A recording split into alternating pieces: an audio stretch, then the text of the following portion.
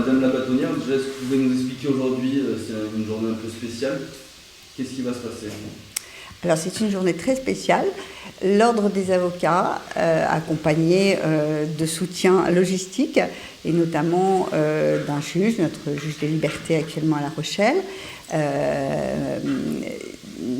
a organisé une journée de consultation solidaire. Le principe étant le suivant, il va y avoir une dizaine d'avocats présents à la maison de l'avocat à La Rochelle, rue Gargoulot.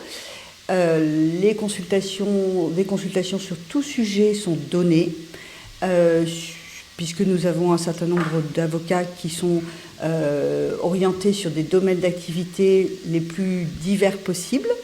Ces consultations sont données en échange d'un don qui sera destiné à financer le départ d'un convoi humanitaire en direction de l'Ukraine, notamment avec des médicaments, un certain nombre de ravitaillements pour permettre d'aider et de secourir les populations civiles. Cela fait partie donc de l'action globale qui a été menée par le barreau de La Rochelle, Rochefort, dans le cadre de ce soutien, cette aide à l'Ukraine qui a été décidée après l'invasion du pays. Donc nous avons engagé en réalité plusieurs actions. Une première action avec une offre de logement à destination dans un premier temps plutôt des barreaux et du monde judiciaire ukrainien. Nous avons également donc fait cette journée de consultation et nous avons un groupe d'avocats au barreau de La Rochelle-Rochefort spécialement organisé pour répondre aux sollicitations des réfugiés qui ont besoin d'une aide juridique par rapport à leur statut, à leur situation en France et à leurs problématiques personnelles. Donc ils peuvent faire appel aux avocats de La Rochelle qui répondront et cette aide sera gratuite dans le cadre de cette opération pour les aider à trouver la bonne solution pour eux.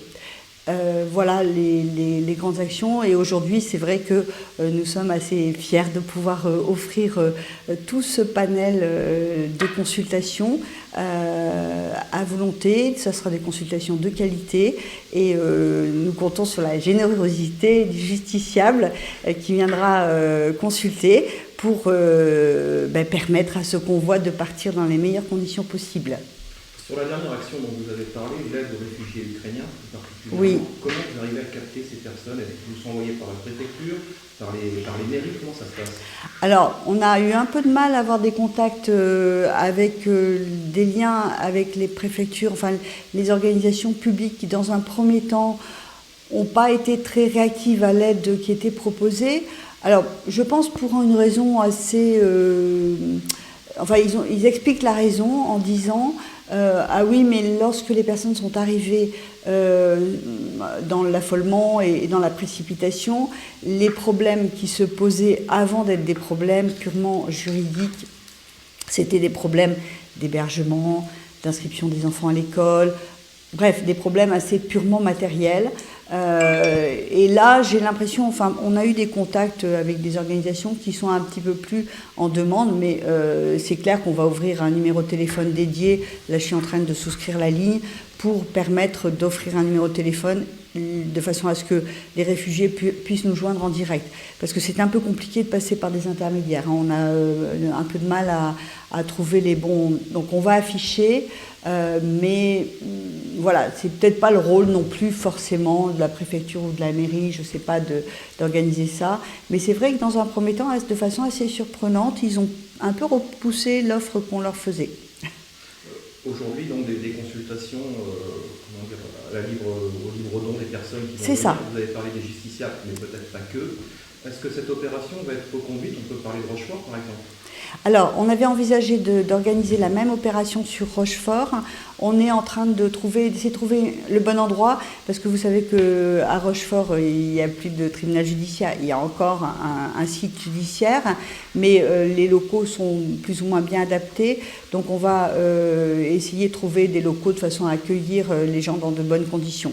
Et du coup, ça fera un double effet, on va dire. Alors peut-être avec un panel moins important de domaines d'activité à Rochefort, parce que effectivement il y a un petit peu moins de confrères installés, c'est un petit peu plus compliqué à organiser. Combien de domaines d'activité aujourd'hui pour cette journée, confrère? Alors aujourd'hui, on couvre un peu tout, hein. On a un confrère fiscaliste qui est là, on a du droit du travail, droit de la famille classique, droit des obligations civiles, commerce. On couvre à peu près vraiment, oui, préjudice corporel, pénal. On couvre un peu tous les domaines. Si les gens qui vont regarder cette interview veulent vous aider, des particuliers, comment peut-on vous joindre? Eh bien, là, aujourd'hui, il faut venir ici, oui, à la maison de l'avocat rue Gargoulot.